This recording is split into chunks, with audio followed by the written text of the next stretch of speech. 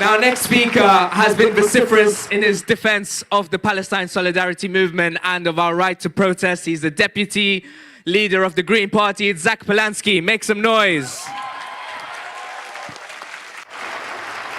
Thank you.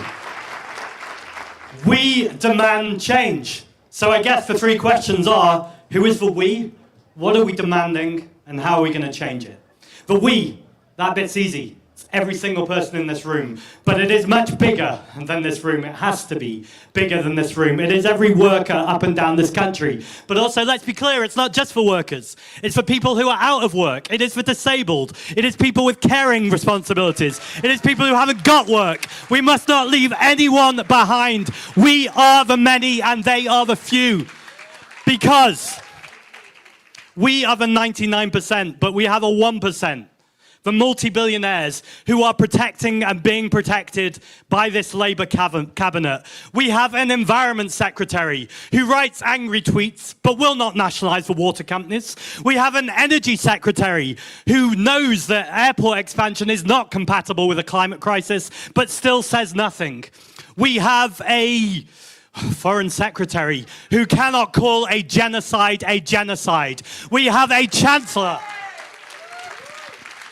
We have a chancellor who will not tax wealth, wants to tax work, has plenty of money for bombs, but will not tax the super rich. And we have a prime minister.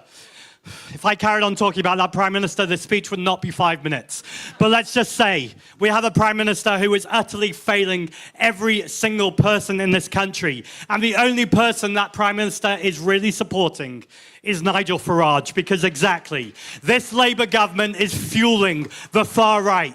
The spectacle of seeing Keir Starmer challenge Kemi Badenoch, a Conservative leader of the opposition, by saying the Conservatives led an open border experiment. We all know the threat is not coming by small boat. It is flying above our head by private jets. And if this Labour government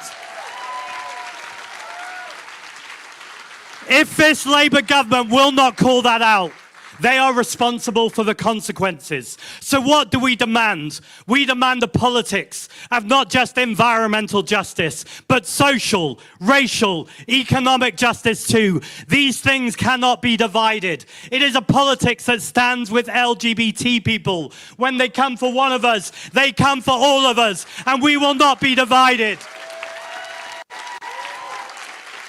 It is a politics that says books, not bombs. It is a politics that is anti-war, that is pro-peace and pro-diplomacy. It is a politics that recognizes neoliberalism and the corporate class have utterly failed this community. And we need a class politics that stands in solidarity with the working class, is co-designed by the working class, and is led by the working class.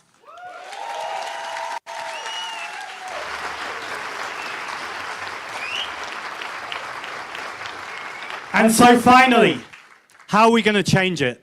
We are going to change it by convening, by doing what we are doing today, by gathering together, not just in London, not just in Manchester and Birmingham, not just in our cities, but actually everywhere around this country. People coming together with trade unions, with faith groups, with community groups, going door to door and being clear that we will condemn Farage and Reform. Let's be clear, they paint themselves as anti-establishment, but they literally are the establishment. Since the general election, Reform, 95% of their donations have come from oil and gas companies and climate polluting companies, £2.3 million.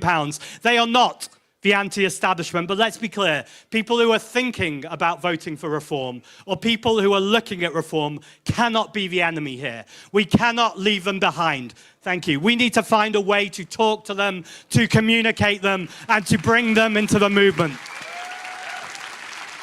And friends, together, that is how we change our towns, that's how we change our cities, that's how we change our country. From the UK to Palestine, from Sudan to Greenland, we will stand together. Thank you.